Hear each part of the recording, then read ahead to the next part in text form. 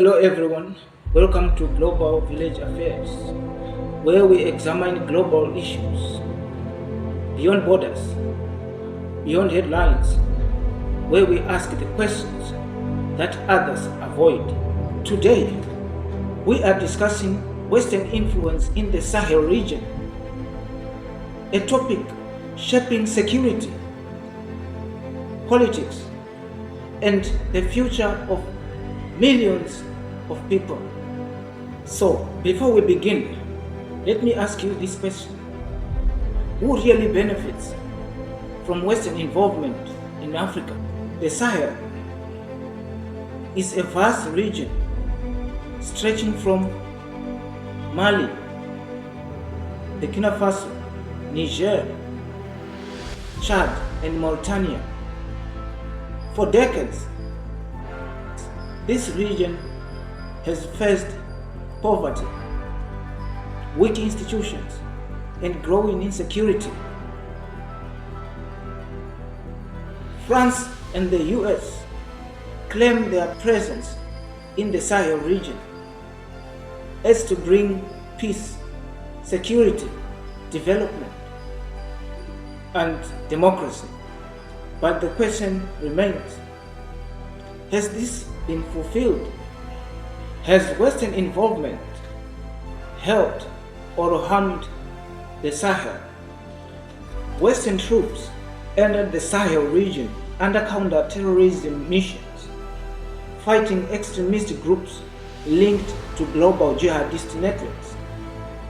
Initially, some successes were recorded, but over time, violence spread, attacks increased, and civilian casualties rose.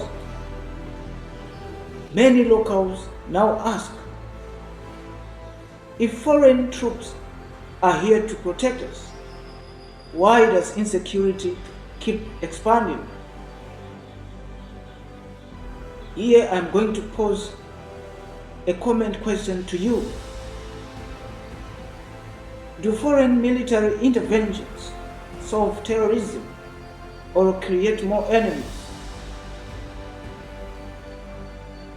It is debatable whether the presence of the Western countries in the Sahel region is a way to bring democracy and human rights, or is it just a way to preserve their strategic interest?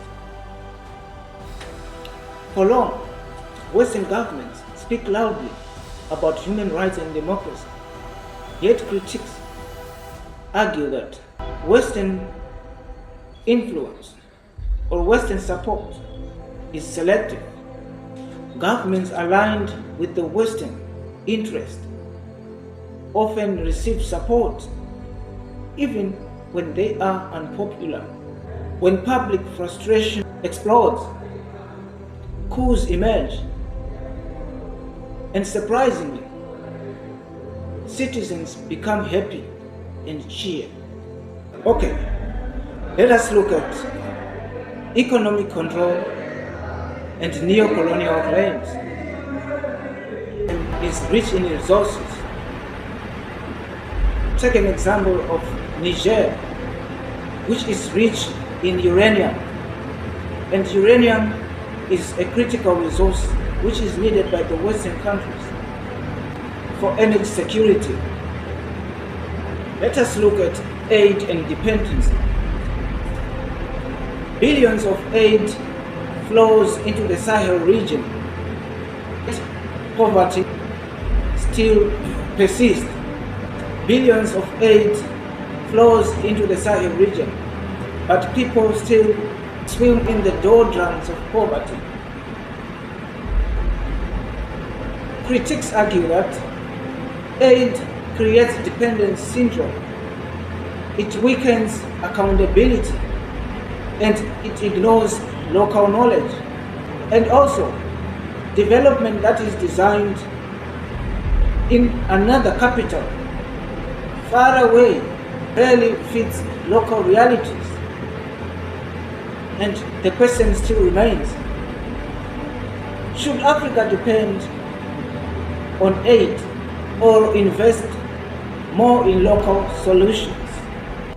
Today, the Sahel countries are turning away from the Western countries. They are rejecting old alliances. They speak of sovereignty, dignity, and independence. But this raises a new question. Are they escaping old dependence or entering a new one? Is rejecting Western influence independence? Does it mean true independence or just a change of partners? What should the future relationship between Africa and the Western countries look like? Equal partnership or total disengagement? If this discussion challenged your thinking, like the video, share and subscribe to Global Village Affairs.